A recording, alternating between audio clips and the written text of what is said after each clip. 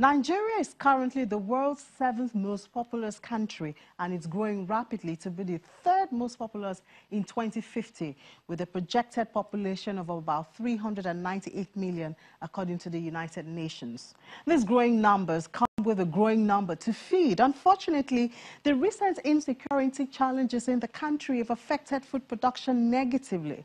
For instance, the United States Department of Agriculture records show that 2016 wheat production stood at 60,000 tons, a decline of approximately 17% from the previous year of 70,000 tons. This is largely because of the dislocation of farmers by the Boko Haram insurgency and unfavorable climate conditions in major wheat growing areas.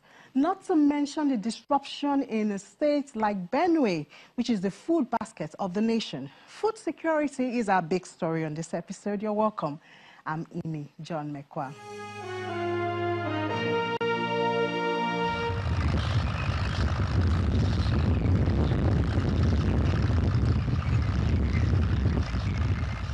The northern part of Nigeria is known as the breadbasket of the country.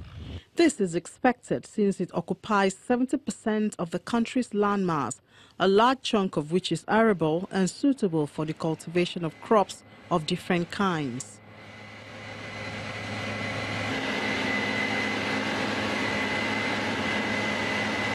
This natural gift has also encouraged other forms of farming, like cattle rearing, fishing, and poultry.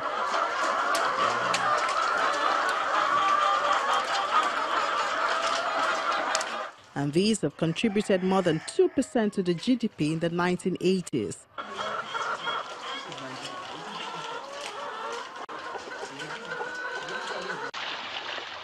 Fisheries output ranged from 600,000 to 700,000 tons annually in the 1970s. Estimates indicate that the output had fallen to 120,000 tons of fish every year by 1990, partly because of environmental degradation and water pollution in Ogoniland and the Delta region.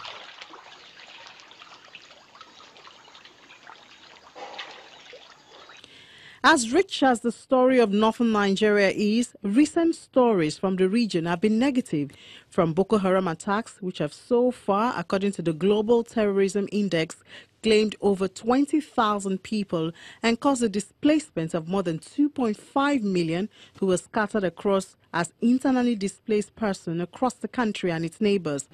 Most of these victims of terrorism were active farmers, contributing largely to feeding Nigerians. While the country may celebrate the announcement of the Global Terrorism Index that Nigeria experienced an 80% drop in the number of deaths caused by terrorist attacks in 2016, another form of insecurity which had been in the background for decades but has taken the fore in the last few years, thus the farmers and herdsmen clashes have also been experienced. According to the Global Terrorism Index, attacks on villages, mostly occupied by farmers, led to the death of about 80 people in total from 2010 to 2013, then about 1,229 in 2014. Most deaths occurred in Benue, Kaduna, Nasarawa, Plateau, and Taraba states.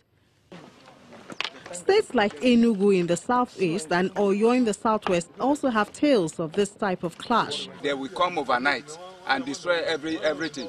This is not only the place, so there's many places in this our community.